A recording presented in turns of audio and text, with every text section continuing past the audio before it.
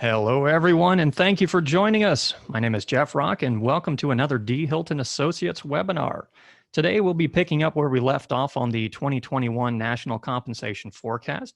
So this is the National Compensation Forecast Part 2. We are fully invested in the value of a total rewards and recognition program, and benefits, of course, is a big portion of that, and we didn't get to that in the last presentation. We know budget season is upon us, so we want to make sure to take a step back and dedicate some time to going over that portion of the forecast with you. But first, a couple of administrative items. As always, we'll be recording this webinar. We want to give you the opportunity to go back and listen to anything that we actually talk about through this whole process. You'll also be able to find all the past recordings on there as well. If you'd like a copy of the slide deck that we go through today, you can email me at jeff@dhilton.com, and I'll get that to you after the presentation. We'll try to keep the presentation to about 45, 50 minutes to save time for questions at the end of the presentation. If you would like to ask any questions, you can do so at any time utilizing the Q&A section, or you can use the chat function. The Q&A section will come only to us. The chat function does have an option that you can broadcast it to the entirety of the group. So that gives you the opportunity to do that. Joining me today is John Andrews. How are you, John? Good afternoon.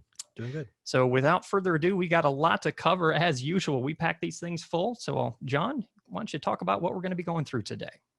Did you say that you were happy of the attendance because of Amazon Prime? Oh, absolutely. You think people are not going to be tuning in because they're shopping? We have 100% attention right now, I'm sure. Okay. Did I ever tell you that I'm banned for life from eBay? No. Okay. This is going to be a good story here. Well, okay. So in its infancy, I tried to sell a used iPhone. So I went through this, and this lady in Detroit bought it, and then she said, "Oh, great! And now will you ship it to Nigeria?" And so apparently you can't ship electronics to Nigeria at that time. And I got this really stern letter from the lawyer: "You are banned for life. You can't do anything on eBay. You can't look." So I'm not sticking my toes in the water when it comes to Amazon Prime. Amazon Prime, you're not going to mess with that. So okay. I might need some help later with that. Anyway, it's great to have everybody participating today. In part one, we really talked about the cash components of reward and total rewards and recognition, and we really wanted to not give any shortage of time to benefits. So that's what we're talking about today. I think it's one of the hardest challenges for HR professionals to do in credit unions is because of the life cycle concept. You try to put a benefits program together, and you've got these 18 to 30-year-olds that definitely are focused on specific things. And then you've got your 45 plus workforce that need different things. And when you put that together, sometimes you can dilute the overall effectiveness. So we're always looking at ways that we can look at life cycle benefits and what we can do to kind of be as creative and flexible as possible to deal with those groups. We still take the position that cash is the foundation for those programs, but that benefits layer is just an added bonus to make sure that we're rewarding and recognizing and we get that retention. So today, part one, or the forecast, we looked at the benefits, the trends, the variable pay, and today we're going to look at staff and exec benefits. Our first slide, our clients know that we maintain our own benefits database, and one of the things that we always want to look at is kind of the cost sharing percentages of what credit unions are willing to do for their employees versus family. And when we break it into these three asset categories, this is plus or minus 5%. It's not a lot of difference. So the primary contribution per participation or contribution rate is kind of 80-20. Think of it that way. And then family coverage, it goes down to a clear majority are willing to put money into the family plans, but it's not as much. So go back to family life cycle. When you've got one segment of your employee base, no family, single, and we've always wanted to commit to as much of that healthcare contribution as we can, but we know that we have families and we wanted that too. So we think we do a nice balance there. And when it comes to national averages, credit unions definitely do actually apply more contribution to the family side as well. So that's a good side of that. I just think it's that commitment to our culture. We do that for our members. and it spills over to how we treat our employees. I love it when an HR person comes from outside the industry and they say, we do what? Because they've spent so much of their career trying to pinch that penny and look at ways not to offer the benefit or try to keep their head above water with all these double-digit increases that are out there. They come to this space and it's a testament to our board members saying they really want to take care of the employee base. You get to walk. Absolutely. That's a great opportunity. So looking at this, we're looking at essentially over the past 10 years, premiums have increased about 55% when it comes to family plans, especially 22% over the last 5 years. So we're following a trend of about 4-ish% increase year over year. And 2019 to 2020 was no different, with both single premium and family premiums increasing about 4%. While this growth is slightly lower than the previous years, it comes down to it that for the long term, this is going to be a very hard to sustain increase year over year.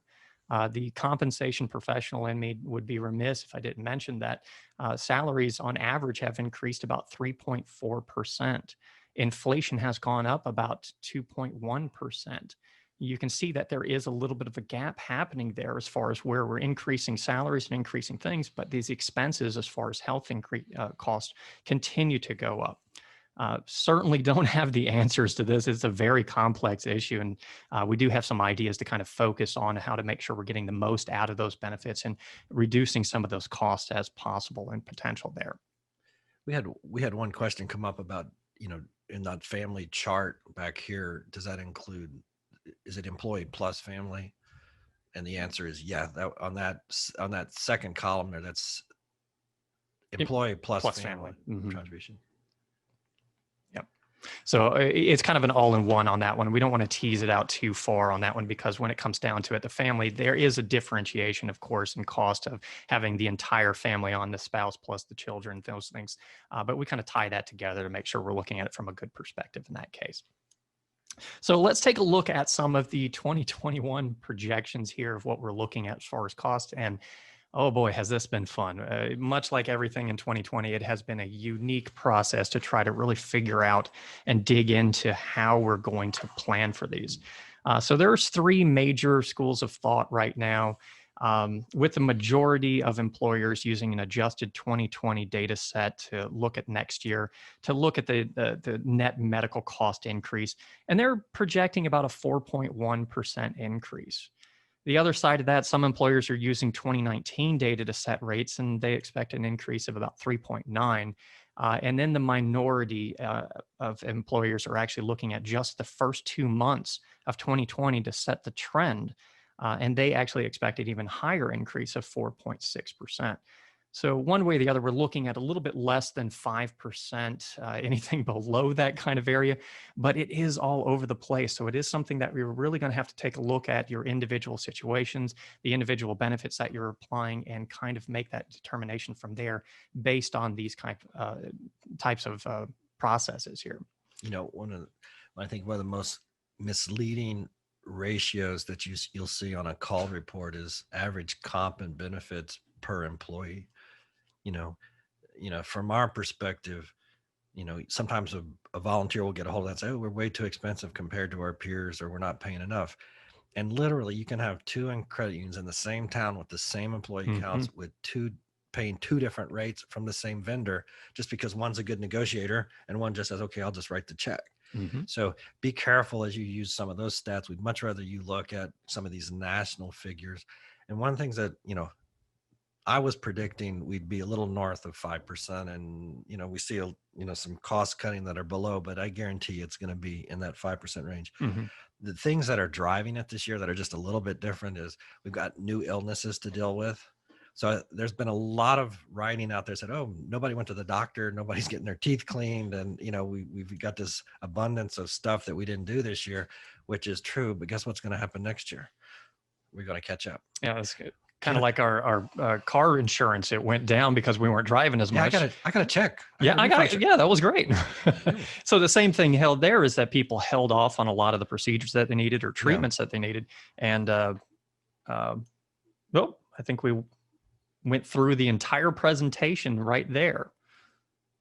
So we'll keep talking and we'll get that fixed here. So one of the things we're looking at is one of the cost things that are driving us right now are just the misunderstanding of what it means to be in an insurance program. United Healthcare did a study, and they said only 9% of employees could answer or define what these four terms were. The first one is what a healthcare premium is, what a health plan deductible is, out-of-pocket maximum, and co-insurance. So with those, with those basic fundamental building blocks of how you deal with your health insurance, we have a lot of education to do out there. And that's the other thing that we were talking about is looking at is there going to be a surge in medical costs in 2021? And that's like we talked about, kind of due to people putting off these procedures and treatments. But is telehealth going to perhaps kind of mitigate some of those costs and on the front end of there to be able to provide somebody a little bit less of an expensive way to go about it? Overall, gross medical costs are expected to jump about 4.7% in 2021. So companies expect to kind of reduce their medical costs through, like John was talking about, with benefit buy down strategies, offering fewer benefits, or higher cost sharing. I don't really see a lot of that transitioning into the credit union's world because for the most part, we try to maintain that kind of level perspective. But when we're looking at it, there's going to be different ways to focus on a couple of different benefits and making sure that we're following through with that whole process there. Okay, slowly but surely we're getting those slides back up.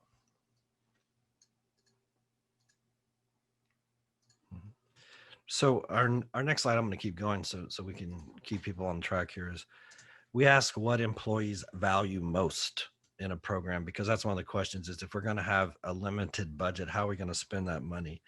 And 56% of employees said they desired employee assistance programs. 52% said paid time off. 51% said wellness benefits. 51% said behavioral and mental health services. 50% said critical illness insurance. 48% said hospital indemnity insurance. 42% paid time off for volunteering, and 38% said student loan repayment plans. 38% said paid sabbatical, and then 29% said pet insurance. So I hope you had your pens up and ready for that. They're still working on getting our slides back up. Sorry about that, guys. But when it comes down to it, we have to look at the benefits from a holistic perspective and ensure that you're dedicating the resources to the benefits that are going to have the biggest impact or the greatest impact. And a lot of times it takes a little bit more information from the employees to be able to dig into that, to find out exactly what they prefer. It also takes looking at your employee base. If you have a younger generation, perhaps critical illness insurance is not going to be as valuable in their minds as pet insurance or something along that line, which will bring a lot of value to them. Well, one of the things that I'm always worried about is what people say versus what they actually do when it comes to employee surveys. And a great example of that is when I was working with KPMG, I had a hospital client. And so I was redoing their staff comp for the hospital workers. And so the CFO was in charge of HR. So he's showing me his hospital, and he was so proud of all this new equipment they bought. So we were going through the departments, and I was looking at lasers and hospital operating rooms. And then we get to the cafeteria. Now this is Temple, Texas. So we go to the cafeteria, and I look up on the board, and here was the menu: chicken fried steak, chicken fried chicken, chicken fried biscuits and gravy, tater tots, chili cheese fries. And I go to the CFO. I go, "We're at a hospital, right?" He goes, "Yeah." And I go, you kind of know where I'm going? He goes, "Yeah, we tried all the good stuff, but no, we lost our shirt." So we had to go back to what people in Texas, by gosh, want to eat. And that was that state fair, I guess. I guess you're in the perfect place to eat that kind of food, because when things go wrong, you're in a hospital, you're ready to go. Yeah, exactly. So yeah, yes, just move them to the next term, right? So the point of this story is when we see this list, and I look at the segmentation of our membership, those bottom three are huge for our 18 to 30 year olds. Mm-hmm. And we make fun of pet insurance, but I guarantee you, if you put that, you're going to be, best places to work kind of operation, because of our folks that are at stay at home and and still kind of, society is not all come back to work yet. The sabbaticals are huge, and obviously we do have some clients, and I think we need to do a case study about this, because there are some clients that are doing some, instead of signing bonuses, they're doing, hey, here's a plan to help you repay some of those student loans, and it's Mhm. huge. You are getting more than $1 value for that dollar spent on that. Yeah, it is absolutely massive. And surveys have kind of repeatedly shown that over time that people still don't fully understand exactly what their benefits are, or the benefits are too difficult to understand.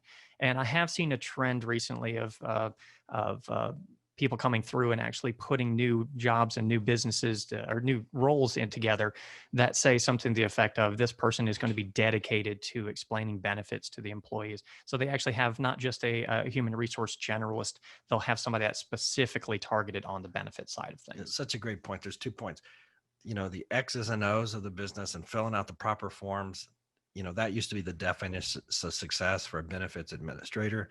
And to me, if we can't communicate this, if we can't get more than 9% of our staff to, be able to understand what the terminology is, Hmm. that's where we're going to should define that's the metric I think we need to Yeah. start working towards. I mean, think of the trials and tribulations of just getting people to sign up for a 401k. Yeah. From an HR perspective, like, why would you not do that? But some people don't fully understand it. Yeah. Now, put that in the broad spectrum of very complicated and different things as far as insurance goes. Yeah. People start losing it pretty quickly. So you can see here that for the most part, we're somewhat aligned with what employees are asking. Where the focus is going to be in healthcare priorities does kind of align. We're looking at adding in virtual care, telnet services, expanding access to mental health services, which is certainly something that I think is going to be a big thing. But we can focus a little bit better, and we'll kind of talk about this as well. Um, this is kind of a situation that I think is going to be coming right around the corner here. One of the big things that employees were looking for was access to mental health services. And we see that 36% of organizations are kind of looking towards expanding that. I think very, very soon we are going to be dealing with the other crisis when it comes down to COVID-19, which is the mental health crisis of all the change, all the stress, all the things that have been going along with this. And we have been through a lot of change. And I always joke that there is two things that people hate: is change and the way things are. So we are stuck in the middle. I don't get that one. You don't get that? Slow down. What did that mean? Two things that people hate is change and the way things are. Oh. So now we're stuck in the middle here of, okay, I don't like things the way that they are, but I also, man, I don't like change. So we're kind of a sheep allergic to wool in this case. And it is causing a lot of stress and anxiety that goes along through this. So moving along, we see that stress and anxiety absolutely crush motivation and mental reserves. And so I'm going to talk about some more statistics here. So if you got your pens ready, go ahead and pick those up. But keep in mind, we are recording this. So if you do miss a statistic, you'll have an option to catch it again. And did you just hear all the pens getting set back down? So basically 53% of adults in the United States reported that their mental health had been negatively impacted due to worry and stress of the current situations. This is up significantly more than the 32% that was reported in March. This is according to a Kaiser study that was done in August. 67% of people report increased stress. So when you're stressed and affect is high, reason can fly out the window. Your IQ decreases, your temperament changes, things along that nature, and you're bringing this stuff to work. You become easily distracted. Your mind is looking for ways out of this, and deadlines start to slip and so on. And I think we're going to see more and more of this as this pandemic kind of pushes on. I can only imagine right now, like in mortgage operations, you feel like you've got the pressure of the whole credit union on you, so to speak, is, we're the revenue engine. The more we can get out, the more we can get back to normal. And it's just an ever ending flow. So we think this is, obviously all departments are dealing with this, but I specifically want to make sure that we're taking care of those folks. And the question is, you can't go walk through them and say, how you doing? It's how you doing today. We got through Friday. We're going to get through Monday. We're going to get through Tuesday. And we really are down to those types of increments. And so any type of executive manager walking through a building to be seen, that's not going to cut it. Mhm. It's going to have to be that empathy part that's there, because there is some obviously stress there. And If you look at, national averages, we've already lost probably 200 million man days this year mhm. in the United States, and probably $44 billion worth of productivity, not because they couldn't work, because of the mental health aspect of taking the day off, or just not working at the volume that they used to work at. Yeah. So And this isn't a time to say, hey, we need to work harder. This is a time to say, is how do we create that support structure and culture to deal with this, to get through with it. you're absolutely right. It's more about the connection. It's more about understanding exactly what's going on a day-to-day basis. We were mentally tapped even before this started. I mean, how many people came in or woke up in the morning and said, I'm going to think of a new and creative way of doing my job? Y- John raises his hand if you Before 5 o'clock, I had before. two. Okay, gotcha. And not too many people were able to do that. And just recently, all of us were asked to do that. Yeah. Find a brand new way of doing what you've been doing. There's a huge change that's placed in front of you, and make sure to keep up with everything that was going on beforehand as well. So it is a lot to carry on, a lot of things to do that. So when you're looking at this, this is where we kind of go back again to where do we invest the time to be able to make the biggest impact? And in this case, you're not going to be able to really change the way that coworkers or peers talk to their coworkers and peers, but we can actually focus on how the manager and supervisor. So 3 out of 5 said that their manager has talked to them about the changes and how it affects them. And the other good thing of this is about 59% feel the company has done well at taking action and addressing their needs. Of that 59%, 28% reported increased productivity, improved mental health. The downside to this, though, and if you look at the correlation here, 39% feel supported by their manager. And one of the biggest modifiers is that they would like to be able to, and they think that their manager can make the biggest impact when it comes to this. 33.5% of people would be able to go to the manager and make that impact. So to John's point, it really comes down to being able to make these connections. And it's not a matter of having managers that are mental health professionals by any stretch of the imagination.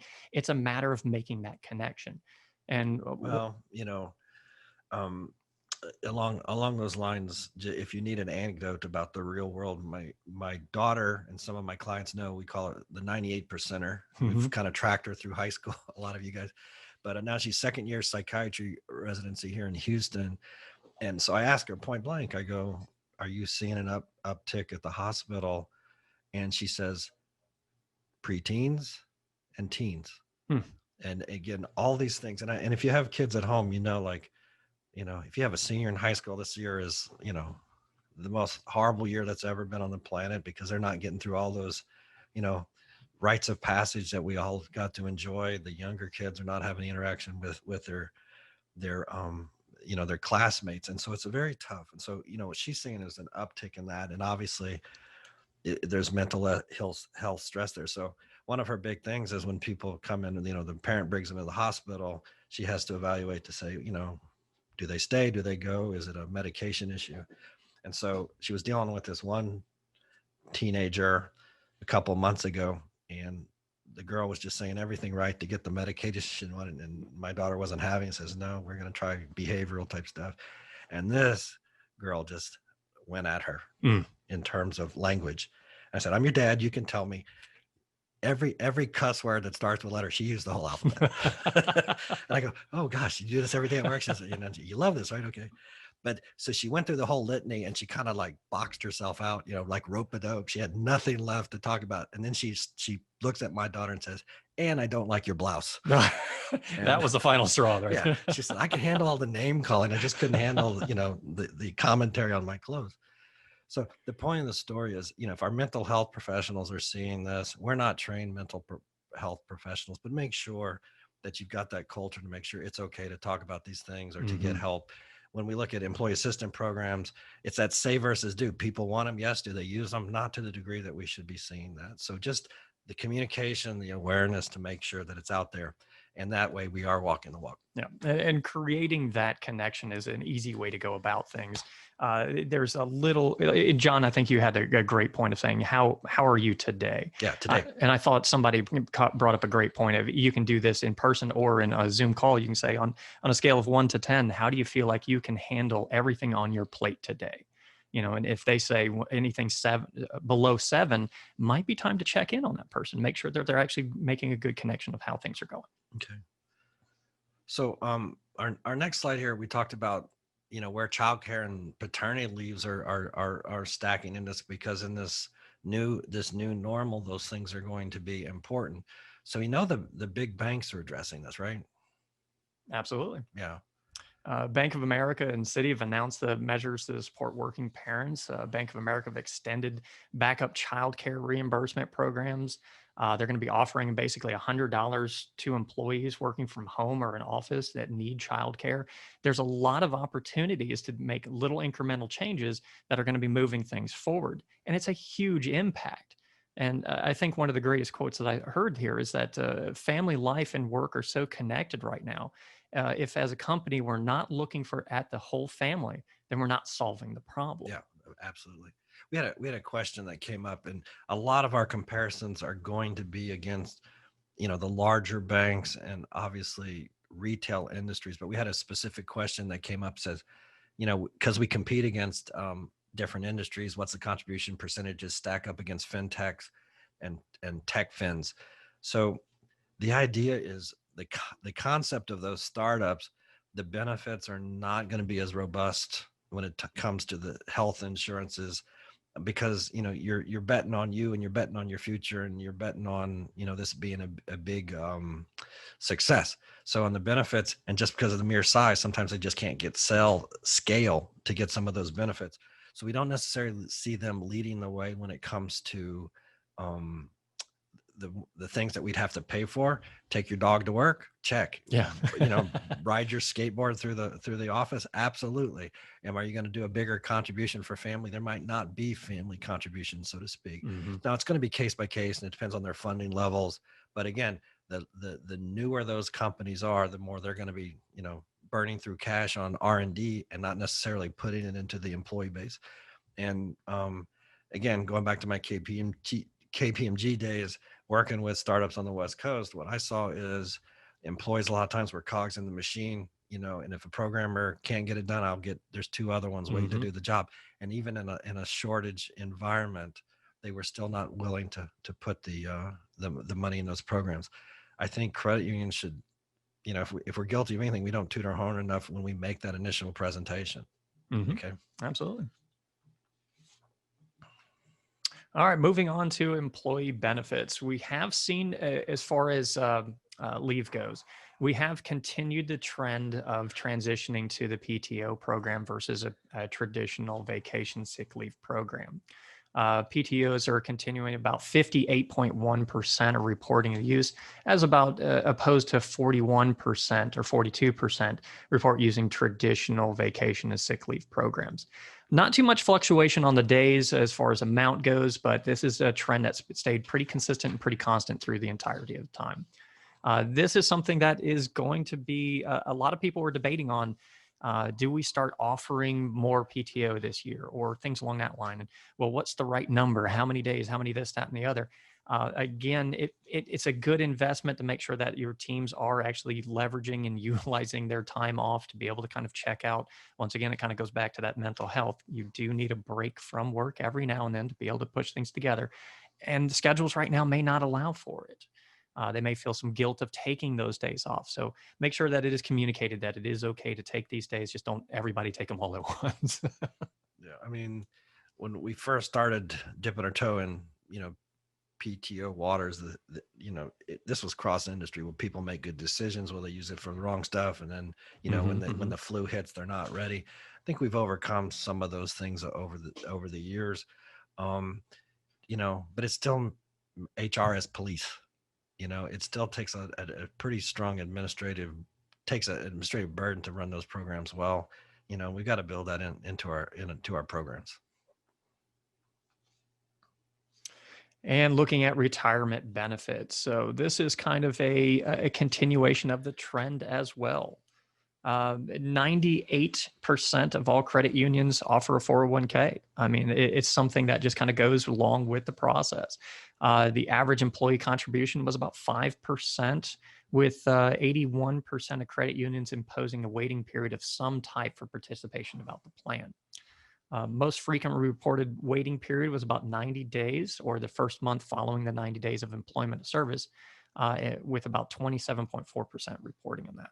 Yeah, what I'm pleased about is that I've seen is you talked about earlier is like, what can we do to be more efficient? What can we do to generate more revenue? As we've had all these ideas on the table when we've come to budget cycle here, our commitment to retirement contributions and matches has not gone away. I've had very few clients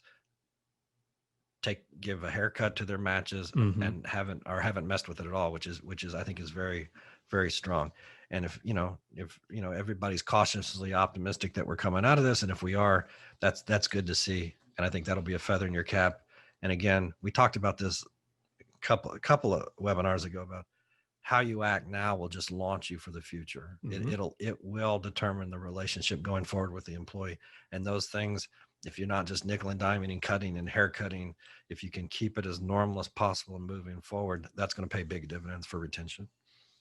Morale as well. I mean, when it comes down to productivity and investment, getting their head in the heart in the game, those kind of things that are continuing forward in troubling times really speaks volumes. So when it comes to kind of our next section here, we talk about executive benefits. There's a couple things we're always asked, so I want to give you those slides today. But just overall themes, the idea of executive perks has been on its way out. I think the most common pay philosophy that I see out there with large credit unions is we want to give our executives kind of the same package that we give our employees. There's not really that much differentiation. The exceptions are there's, retirement or retention to make them whole, to make sure that we can contribute through non-qualified plans to get them kind of even with our other employees, and maybe some additional insurance and cars. So that's why we always look at that every year. So when it comes to health insurance contributions, you can see the single versus family. This is a scooch higher than what we do for staff. But again, a lot of that is built into employment offers. So the new exec coming in said, hey, at my old shop, I got this, I'd like to keep it the same. And most people are amenable to that. So that's why you'll see things in the 90s as opposed to the 80s when you see it for staff. And then our last slide here. Did I get it? Oh, yeah. Everybody wants to know about the car situation. We track this every year. So right now at the president level, now these are credit unions over, I think, 500 million in assets and above.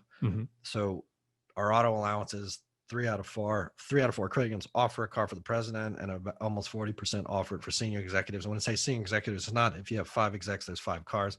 Usually it's two execs out of 5 have that.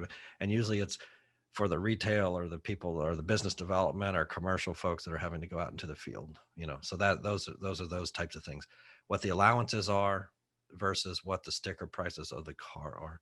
Now, remember, average. So put a standard deviation around this number. So if somebody wants a $50,000 car, it doesn't mean that you are over. Absolutely no. Over the limit there. It just means that's where we, I think that's in the comfort zone, so to speak. Again, the biggest thing that we see on executive benefits is just making people whole for retirement and retention. And again, there was a question that came up, when is our SERP survey coming out? We're trying to make a commitment to get our SERP folks in the webinar next month. So again, we'll be able to go through, really specific things of how those programs are evolving and trending over the years. And, can't wait to share that with everybody. Okay. We are wrapped up. So we wanted to save some more room than last time about if there were any questions out there. So we'll give you a little time. So when it comes down to it, like I said, that if you'd like a copy of the slide deck that we went through that may have been a black screen for you guys for a little while, go ahead and email me at jeff@dhilton.com. I'll get that out to you once we get off the microphones and send that to everybody that wants it. We also have recorded this webinar, so you will be able to find it on our website at dhilton.com, as well as all of the other webinars that we've done in the past. Just in case you've missed any of those, you can catch up on that. Just in case you missed part 1 of this presentation as well, we do have that posted. So if there's any questions, let's see. Yep, there we're going through the slides. Okay, perfect. We've already answered that one. Flexible work. Remote work and flexible schedule not being higher on the requested list. What do you think on that level, John? Well, we now, just the practicality of it, 60% of our jobs can't be done from home, and sustain the excellence that we want because we're a retail business and those types of things. So I think, again, you have to go kind of by demographics, but I think everybody said, oh, this is awesome. I'm working from home. I get to play with my dog and put the laundry in, but I think they miss a social interaction. Mm-hmm. So we talked about one of our 5 trends, we're going to fist bump again or whatever it's called, because you're going to be with your buddies. And I think that's a piece we want back in our society. And so that's going to happen. One, because we're a retail business and we need to look like a retail business. And second is because people want that social interaction. Mm-hmm. You talk to the executives out there, the trials and tribulations of, getting the team together for brainstorming, that's just invaluable. That's why you put the team together, is to have that synergy. Mm-hmm. And, just think about our own office. We partitioned our company into 4 different groups, and we put them in over 2 floors and 2 different, or 2 different floors and 4 different spaces. And, last week was the first week we were all back in the office, still doing our safe distancing and spread out, but the interaction is just immeasurably better. Mm-hmm. I just think the synergy works. So I think that's how I'd answer that. I think there's an employee need to get back to a social environment. When it comes down to it, we are social animals and we kind of thrive in that. And the other thing is that we weren't really great because it happened so quickly at really maintaining and establishing those relationships when we went out remote. So it's something that is a skill that people have to grow, and it's not something that just happens to come naturally for everybody, especially, once again, 2 things that people hate is change in the way things are. If you've been doing leadership the way you've been doing it the entire time, and suddenly you have to do it kind of like you're talking to Alexa, you talk into a box and ask it a question and hope the job gets done on the other side of it. It's been a growing process for that. So we have a question on, do you see programs that allow retirees to use earned PTO to pay for health premiums, stay on the company plan after retirement? And we kind of see that not as a specific trend. I mean, we believe that you should pay out your PTO. There's just a huge exposure of having retirees on plans. If you go back 10 years ago, not everybody actually had a policy in place to say, what are you going to do with retirees?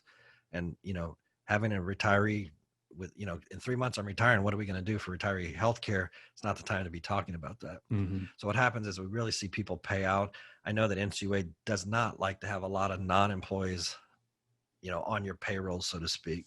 So when it comes to executives, we see programs that are set up to kind of target a lump sum amount that they can use for retiree benefits and put that part of their package, but not necessarily for staff level that we see that. Gotcha. Another question of the comp and benefits data, where is it being sourced from? We actually create and do surveys on our own here. So a lot of the comp and benefits data is actually coming from our research, our databases, proprietary information. We do bring in other comp data from World at Work as well.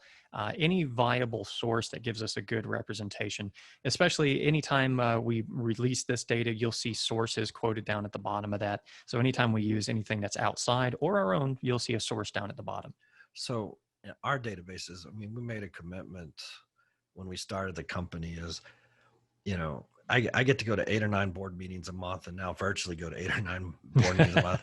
And just the similarity of questions, how can I trust this data, where it's from? I don't know who we're comparing against. And so to kind of combat that, we said, look, if we have ownership of these databases, we know where the data from, we can verify it, and we can really customize that to what, what the client needs. Mm-hmm. So the databases we have staff compensation, executive compensation, we have a benefits database. So everybody that works through D. Hilton's participates in these programs. And because we have, a decent market share in the industry, they're of size. Mm-hmm. We rarely go out with surveys that say, like you would see from secondary sources, hey, we're doing a big comp study, because it's tough to verify that.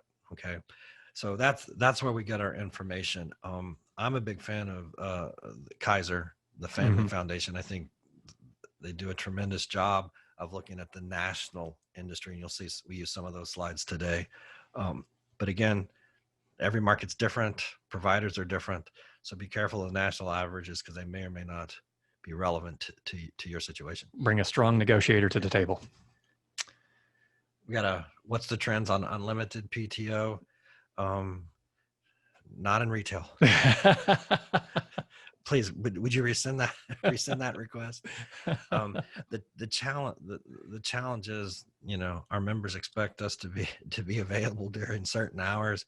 And if we, it's a blessing curse. If we do great on retention, then we have people building up these tremendous PTO banks, and all of a sudden we don't have people, available for our members. So we like to cap them. We see most, high performers capping, pay them out when you can, and then keep that long-term exposure down. There is a slight trend to seeing a top of the house as far as we don't have enough data on this one to really report an accurate number on it, but we have seen a slight trend for executives getting unlimited PTO. It is nudging in that direction, but it is a very slow nudge. We'll report more on that in the coming years to see how the numbers come in. Yeah, that's an interesting concept, because a new CEO comes in and gets an offer letter, and they're used to having 4 weeks vacation, and then, well, it's a new credit, and our policy says new people get 10 days 10 vacation. days, yeah, that's it. And you go, well, I'm an executive, you make a difference. And so the organizations that take a hard stance on that sometimes can lose some good people, because first of all, no executive is going to use all their vacation. They're Saturdays, Sundays, and holidays are going to be part of the kind of the norm for a lot of executives. So they usually have a hard time using those. Do you pay it out? I'd much rather see you do pay for performance and reward the overall performance, and let them focus on that as the recognition for that time they spend in the office. Yeah, I think that's a great point there. They did, I can't remember with the study off the top of my head, that did show that those with unlimited PTO actually invariably took a little bit less time off. I guess the felt the need of, okay, I've got to spend this by the end of the year or something along that line kind of went out the window. So they didn't have too much on that one. And then there was a question about sabbaticals for CEOs. If we'll point you in the right direction. We actually did a presentation on that at last year's symposium about us as an emerging executive benefit. And so we'll kind of point you to that source. Have you heard of what the industry is doing regarding flu and COVID season? More. Hey, somebody just called us gentlemen. Hey. Wow. All right. I'm going to take that one to the bank. I feel good today. more for you than me, I'm sure. Oh, thank you. Have you heard what the industry is doing regarding flu and COVID season, moving more to remote? Great question, but no, I really haven't had too much information on trends there. Have you seen anything there, John? What I've heard and kind of see CEO colleagues is saying we can't let our guard down. Mm-hmm. All this knowledge we built to get people from work at home and to get the technology and to serve members, we can't just say, next Monday it's over. So the folks that are documenting those processes and re-upping are going to come through this fine. So no, there's not a specific strategy that's out there, but I think the ones that are going to be high performing are people that are saying, look, don't lose this corporate knowledge that we gained this year. And the difference between, I just read an article coming here, allergies are going to look like COVID, flu is going to look like COVID, COVID's going to look like COVID. So you're going to have to be ready maybe to go out again. And that should be part of your business resumption and contingency planning. Yeah, I think that's the contingency planning is going to be the best bet. Having multiple plans. I can't remember that. I think it was a general that said the quote of the plan is useless, planning is everything, because the plan always changes, but planning, you're having a good backup and be ready for any kind of a scenario that comes up. We have seen some resurgence in numbers and things, so it's interesting. So Our next question was, you've seen attrition rates in credit unions, and I'm hearing people leaving for other positions, and that, sounds almost counterintuitive. That does not surprise us. You take the mortgage area, there's huge demand. It's not just credit unions, it's banks, it's mortgage companies. It's a mercenary business. They need talent or they're not making money. They're going to go after it. So yeah, the stat that I can give you, you remember when we talked a couple months ago, hospitality unemployment was 41% and still in the 40s, and financial services was 3%. Mm-hmm. So you ask every HR person out there, do you have openings? And the answer is going to be absolutely. So we're not seeing that this has impacted some of those areas. Think of some other areas. If you're trying to jumpstart your retail lending business, and you're trying to get the best and the brightest, where people are going after your people. Mm-hmm. So when we talked last time about the comp forecast, about the folks that were saying no raises, are freezing comp, what's the risk of doing that is there's going to be somebody on your block that's going to continue that process. It's going to create such a delta between what you're paying and what they're going to pay that you're going to be at risk. I think our biggest message that came out of part one of the forecast was, you've got to keep these programs. You can't take a year off. And obviously step one is some of these high performing segments, but overall it's the general employee population as well. Mm-hmm. If you look at Credit Union News and Times and you look at the Hilton recruiting ad, we haven't. It's gangbusters. It's not slowing down. And the thought that people would want to interview at the end, and that would be a pipeline issue. It was for a while, but it's back on track. So we encourage you, please maintain these programs, because your employees do have options out there. Gotcha.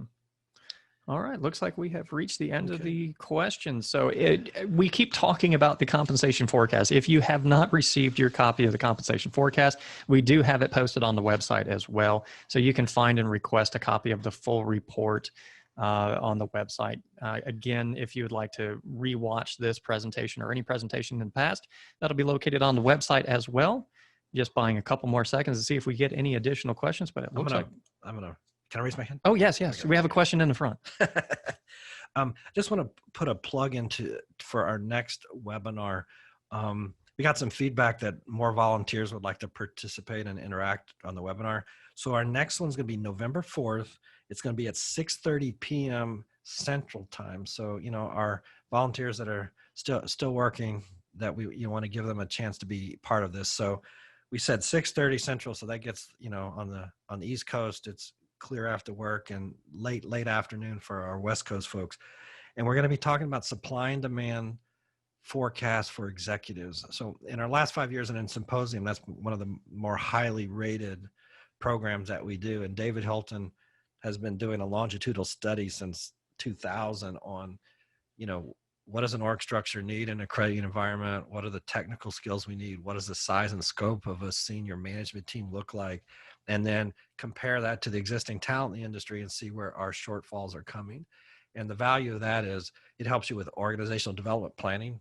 Everybody's had double-digit deposit growth this year. We're growing faster than we thought we would be. There's some pinch points and pains when it comes to technical expertise. So we're going to be talking about those types of issues. And since we can't have that symposium this year, we're having it as a virtual presentation at the webinar. So that's going to be November 4th, 6:30 Central Time. And, we'd encourage your volunteers to get online. Naturally, this is taped and they can do it at their leisure, but we love the idea of getting more interaction with the volunteers out there. So please promote that, and we'll put a good program on for you. One quick question that I did miss there, for the information on the medical, is it medical only or not dental? It was medical only. We did not put the dental side in there as well. So other than that, that's the reason we are not giving any dental information. I had never had a cavity in my life till last month, and then my dentist says I have 5. Oh, they spread. I'm thinking she needs to put a kid through college. So I got no more dental information from D. Hilton. All right, guys. It looks like with that great story, 5. Yeah, that'll work. All right, guys. Thank you so much for participating. We greatly appreciate your time. And We hope that you found this valuable. If there's any questions that we didn't get to, please feel free to reach out to us.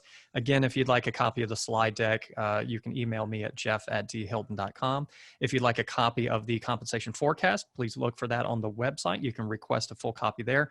It has a lot more information than we were able to go through in those webinars, even though we took 2 webinars to get through it. But by gosh, we got through. We did. Well, thank you so much. And we look forward to talking with you again on the next webinar. Please stay safe, stay healthy, and we'll catch you next time. All the best, guys. Take care. Bye.